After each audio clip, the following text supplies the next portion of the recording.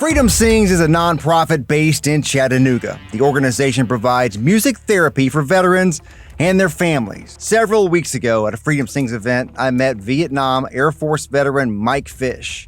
His story is incredible. He was awarded the Air Force Cross for his actions in 1969. It's the second highest honor for a member of the Air Force. A few days ago, I aired what you're about to hear for our Price of Freedom series on NewsChannel 9 and Fox Chattanooga. I tried college. It didn't really suit me that well. Kind of went from job to job for 6 months, and then I decided, got to do something. So my buddy and I both joined the Air Force. And what year was that? That was 1965.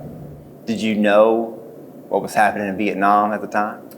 You know, I didn't. I'm not sure that I really knew what was going on there. So what'd you end up doing for a job in the Air Force? I saw this guy that was sitting in an office that had a whole bunch of medals across his chest like this. And I said, well, what does that guy do? And he goes, oh, you don't want to do that. He says, that's too hard. So I went in and talked to the guy, and he says, yeah, he says, it's all volunteer unit. He says, you'll have to take some tests. Can you swim? Air Force veteran Mike Fish says he'd been swimming his entire life. They put him through several tests and he qualified for Pararescue School. He spent time in a few spots in the States and was sent to Vietnam in early 1969. And we were rescuing everybody there that crashed. I mean, Army helicopters, you know, I believe the Army lost like maybe 3 or 4 Hueys every day through, you know, getting shot down or crashing. And we were rescuing Army people, Air Force people. You did tell me you had survivor's guilt and some stuff you had to work through. Tell me about that. The survivor's guilt was, I think it's when you have somebody's life in your hands, and then you lose them. It's tough, real tough. And so, you know, at the time I didn't really come back with survivor's guilt, but over time, it's manifests itself. And really don't think about it much, except when I'm in church.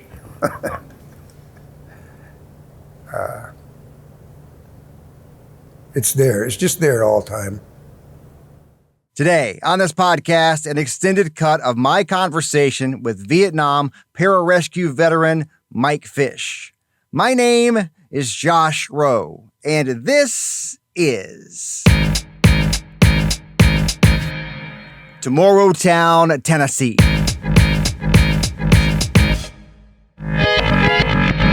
A lot of folks who enlist have reasons they enlist. Right. You know what I mean? And right. So tell me about your childhood and how what led you to say, okay, let's join the military. Well, I grew up in the Northwest in Idaho, Oregon, and my dad was a teacher. I had 3 brothers and a sister. Right out of high school, I thought maybe I needed to go to college because my dad had his doctorate degree in education, and my older brother was going to college at the time. I tried college. It didn't really suit me that well, so got a couple jobs, you know, plywood mill in Payette, Idaho. Kind of went from job to job for 6 months, and then I decided, got to do something. So my buddy and I both joined the Air Force at the same time. Get me out of town, get me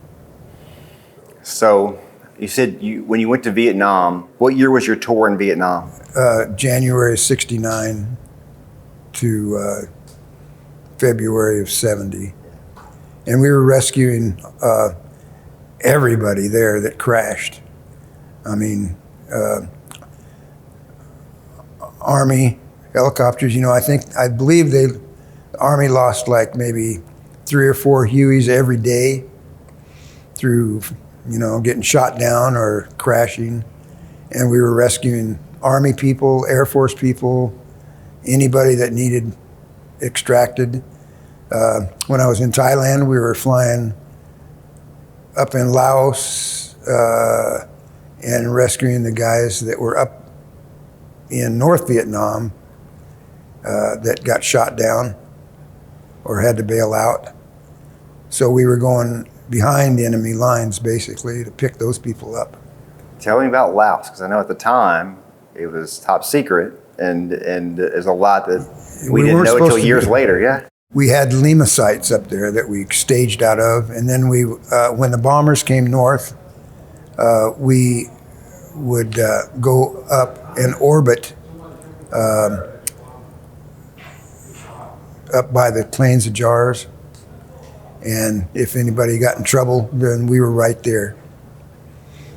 We were right there. I've talked to some guys who fought and worked with the Mountain Yard folks and all that, and it's an interesting piece of history that a lot of folks don't know about. Like I said, partly because for years you couldn't talk about it. Right. There's still a lot of things we're not supposed to talk about, I think. Understood. I won't push you on that then. Well,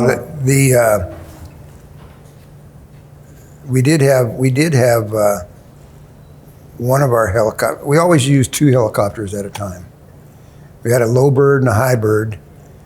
Just in case the low bird got shot down, the high bird would take over, or if they got shot out of the area. We had Sandys with us that went in and protected us. We did have one of our helicopters got shot down by a MiG.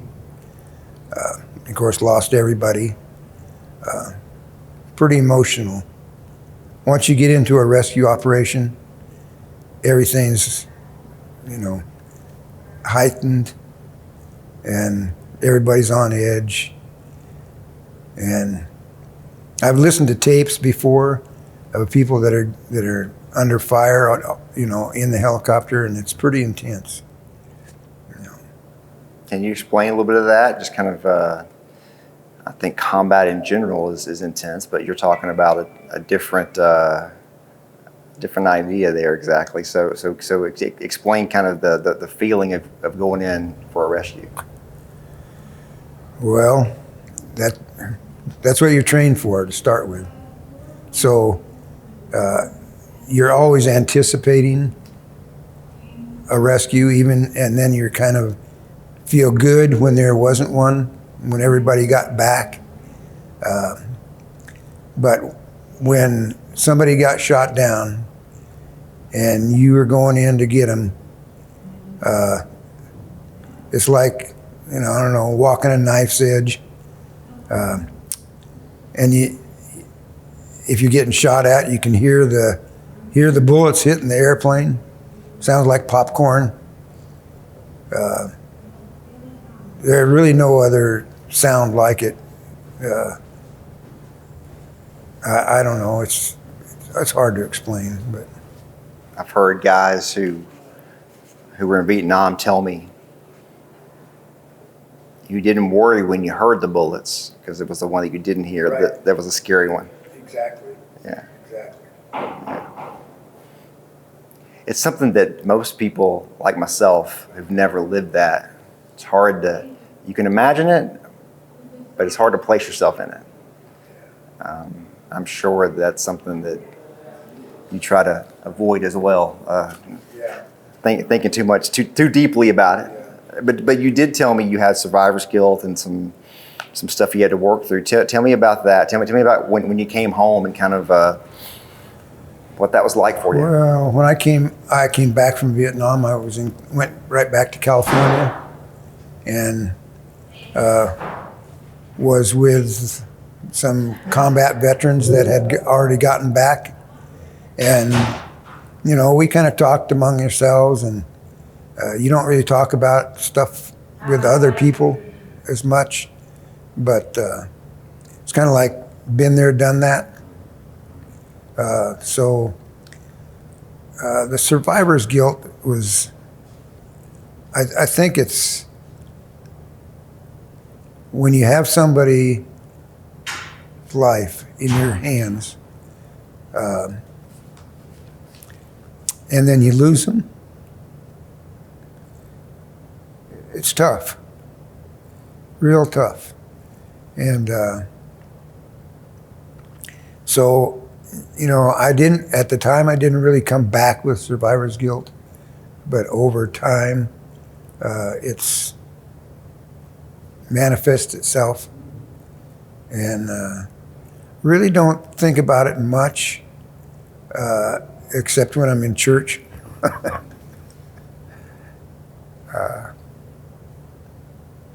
It's there. It's just there all the time.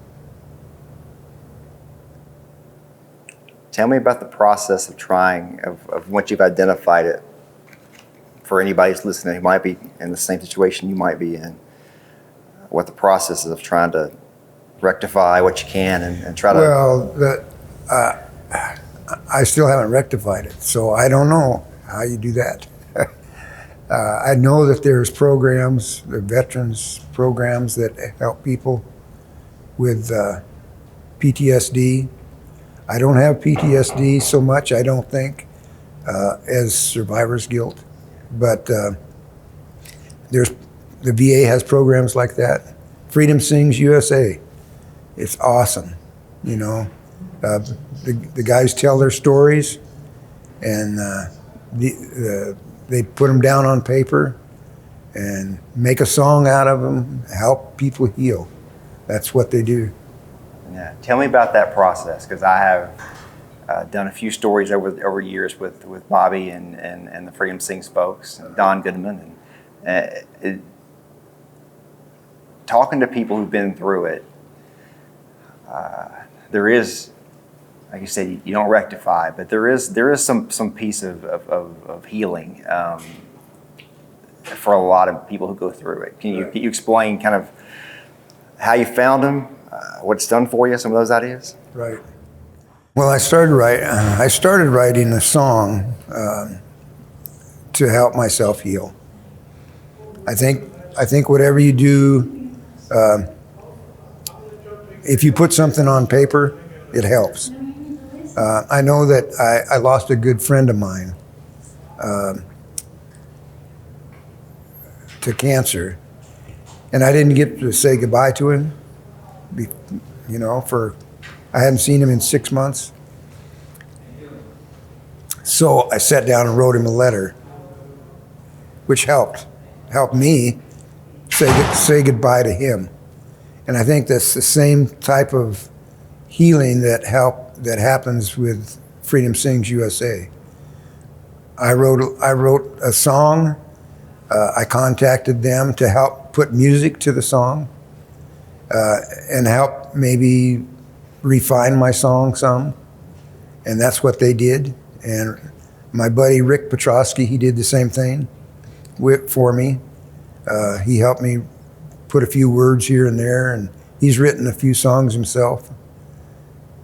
He was over in Vietnam also, in Thailand. And so that's kind of how that whole thing happened. I contacted Bobby, and it just kind of blossomed from there.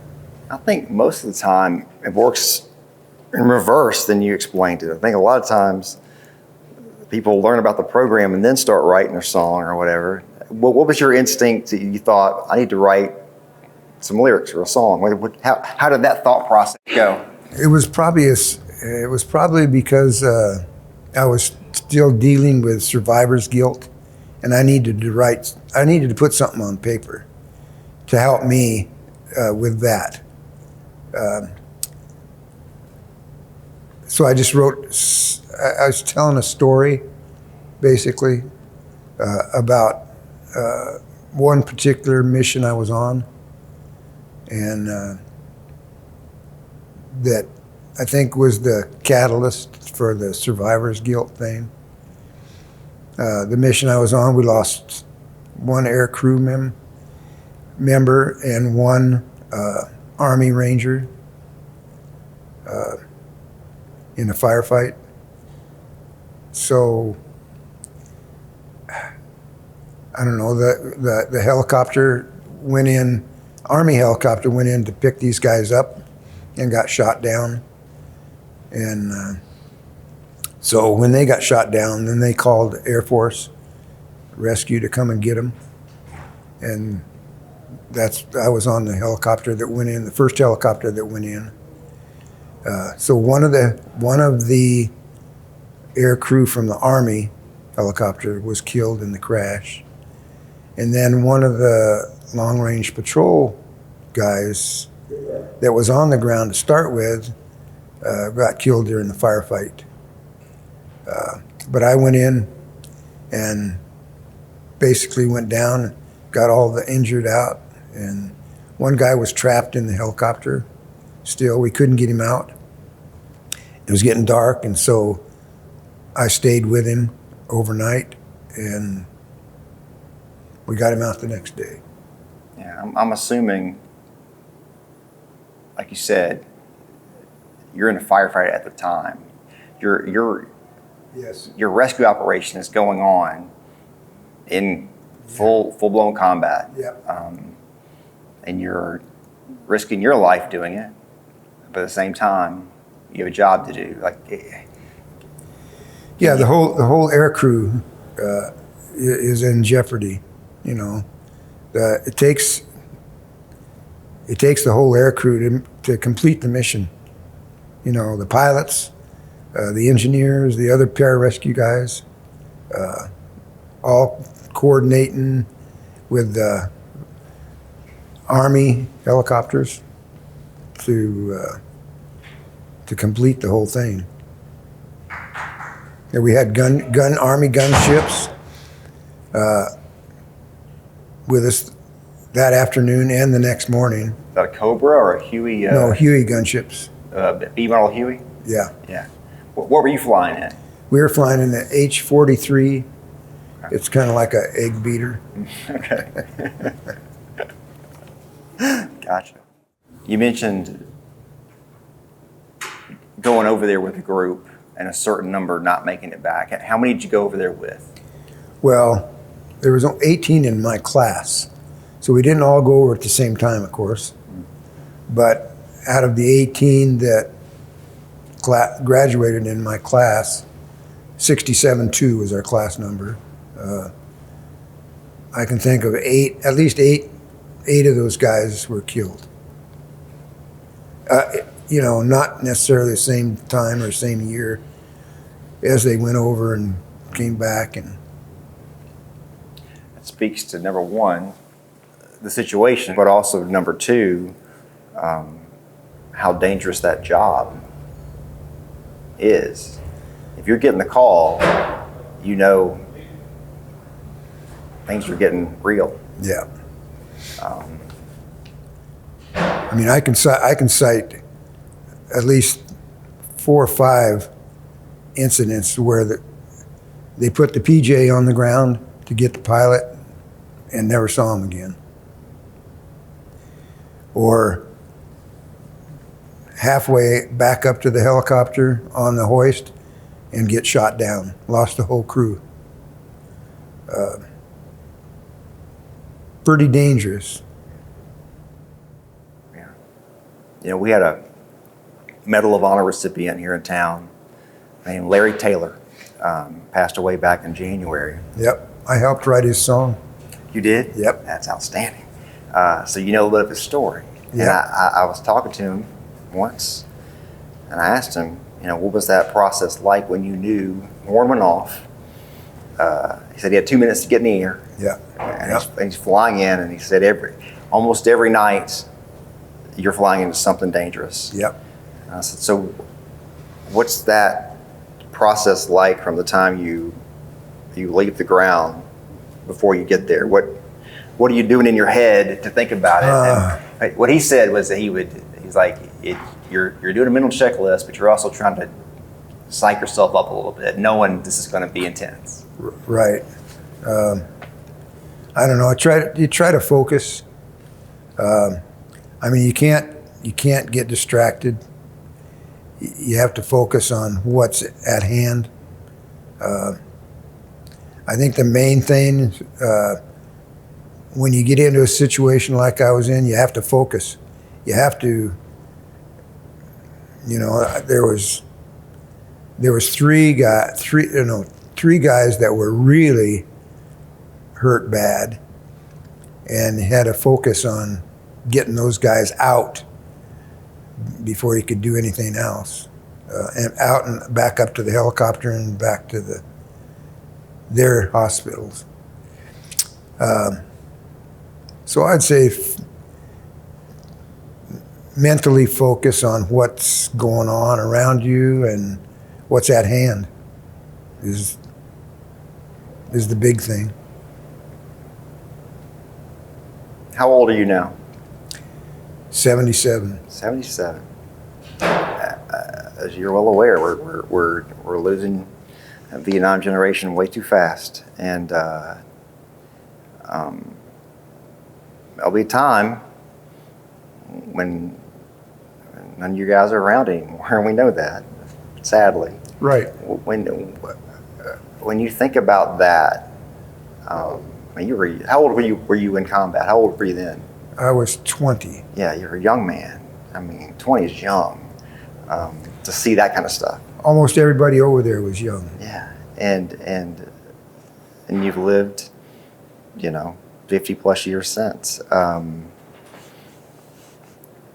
What do you want people to remember about your generation, about the conflict, the war, all those things when people remember Vietnam War?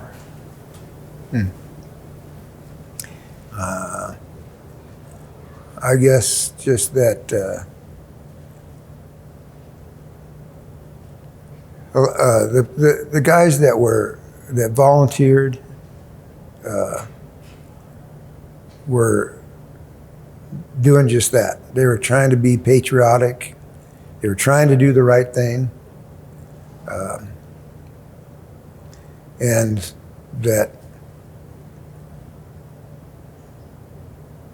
I don't know. What comes around goes around. I don't know. Yeah. I think that's an interesting point, right? Because I grew up in the 70s, born early 70s, and that time growing up, just post-war, I remember people just not talking about it. Like I think I was in high school from really anybody really talking like deeply about the military again, and there was so much of the mistreatment coming home and all these things. But so many of you guys were sons of that World War II generation, signing up to fight like the past generation did. And, right. And right. Can you speak to that a little bit? Kind of just like the mindset of you and the people who were going in? I guess more, the ones that volunteered, like I say, were patriotic. They wanted to do right. They wanted to do the right thing. I have a good friend that was in the Army, and we were sitting around having a beer one day at his place, and he said to me, he says, he knew, because he knew what I did, and I knew what he did. He said,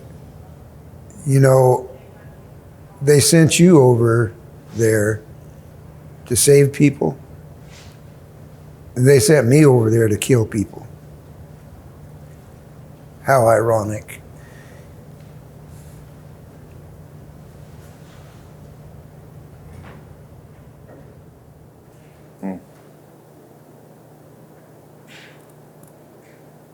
It's a lot to think about.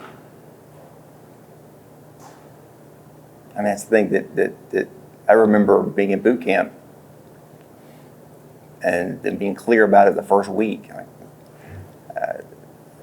I think the line that they said was war is our business and business is bad, is what they said, because we hadn't been in any wars in a while.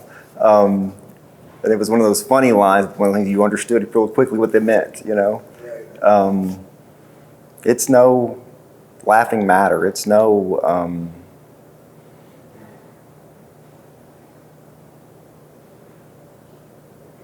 when you think about that, you know, it's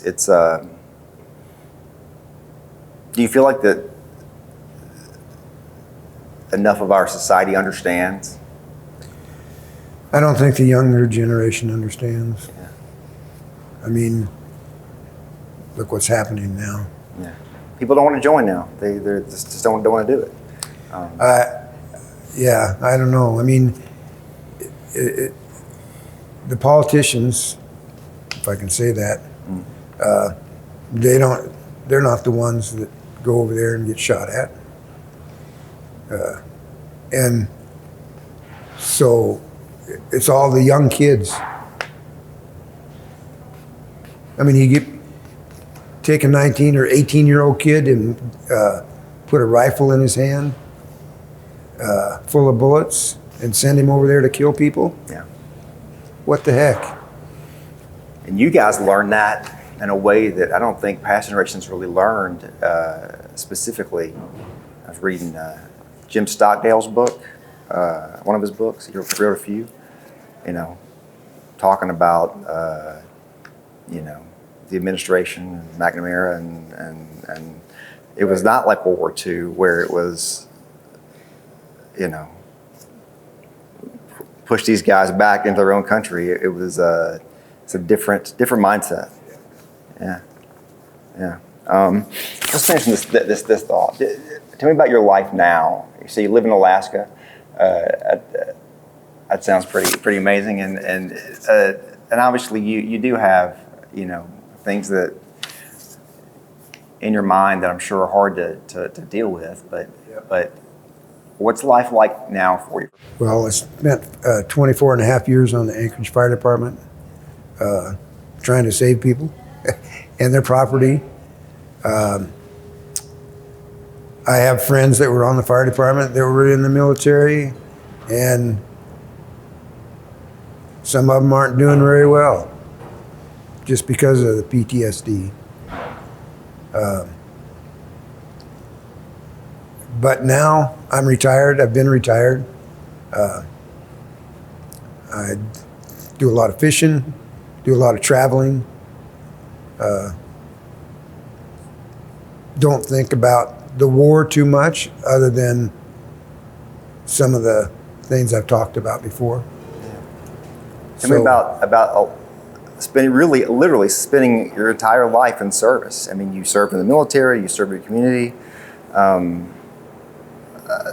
That's an honorable thing to do with your life. What do you think about? Thank you. When you think about how you chose to live it and the jobs you chose and those kind of things. I think a person has to kind of live on the edge. Takes a certain mindset to do that, to live on the edge. I have 171 parachute jumps. Only one time my parachute didn't open. So I feel like I'm pretty lucky. A big thank you to Air Force veteran Mike Fish for this conversation on